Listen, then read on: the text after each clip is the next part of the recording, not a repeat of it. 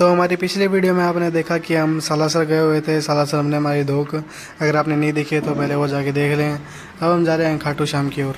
तो खाटू श्याम जाने से पहले हम पहुंचे एक ढाबे पे, क्योंकि हमारे जो पेट थे उनके पेट में चूहे कूदने लगे थे। और मेन्यू कार्ड देखते हमें हमारी औकात का पता चल गया था, तो हमने सिर्फ सादी थाली मंगाई। और सादी थाली में भी इतना सारा खाना देखकर हमारे मुँह से सिर्फ एक ही आवाज़ आई, Oh my God! Wow!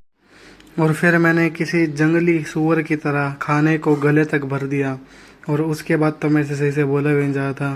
माहौल पूरा वेवी हो जाने के बाद हमने उस होटल को किया अलविदा और हम चल पड़े खाटू श्याम की ओर।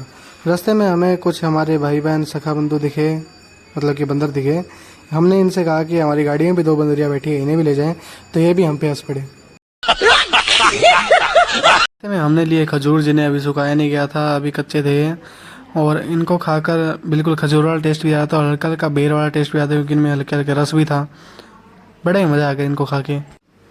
और कौन कहता है राजस्थान में पानी नहीं है, यहाँ पे तो हरे भरे पहाड़ दिख रहे थे भाई। और फाइनली हम पहुँच गए खाटू श्याम जी के मंदिर में, जहाँ पे दूर से हमें टीवी में दिख रहे थे। वो पता नहीं ये लाइव था या फिर रिकॉर्डेड था, वो तो पता नहीं चला, पर दूर से हमें दिखने लगे थे वो। और तभी हमें पता चला कि दूर दूर से कुत्ते भी दर्शन के लिए आए हुए थे भाई खाटू श्याम के। यहाँ पे लाइन में 2-3 कुत्ते सो रहे थे। तो फिर हम भीड़ में थोड़ा सा आगे बढ़े और आगे जाके वहाँ पे पुलिस वाले खड़े थे, तो मैं वहाँ पे रिकॉर्डिंग नहीं कर पाया, क्योंकि अगर मैं वहाँ पे रिकॉर्डिंग करता तो पुलिस वाले मेरी तशरीफ पे अपना डंडा भिड़ाने से पहले संकोच नहीं करते। ऐसे हालात में बेहतर यही है कि वक्त रहते इंसान सतर्क होकर अपने जज्बात को काबू में रखकर अपने कदम पीछे हटा ले और अपनी जिंदगी। तो फिर हमने भी अपनी ज़िंदगी को अलग राह पे मोड़ा और चल पड़े घर की ओर, जहाँ पे हमको सिर्फ और सिर्फ रास्ते में नमक ही दिख रहा था। नमक के इतने बड़े बड़े डले दे रहे थे कि अगर किसी के सर पे मारे जाए तो उसका खोपड़ा खुल जाए। तो नमक देखने के बाद हम आगे बढ़े और हमने देखा कि यहाँ पे एक टिब्बा था, जिसकी वजह से कई लोगों को रोज़गार मिल चुका था।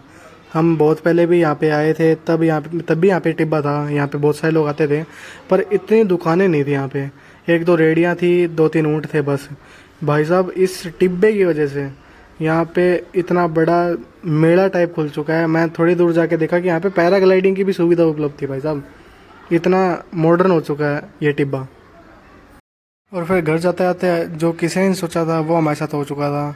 हमारी गाड़ी का टायर फट गया जाते जाते। बहुत भाग्यशाली थे हम कि हमें कुछ हुआ नहीं, पर हम गाड़ी का टायर बीच रास्ते में बदलने लगे।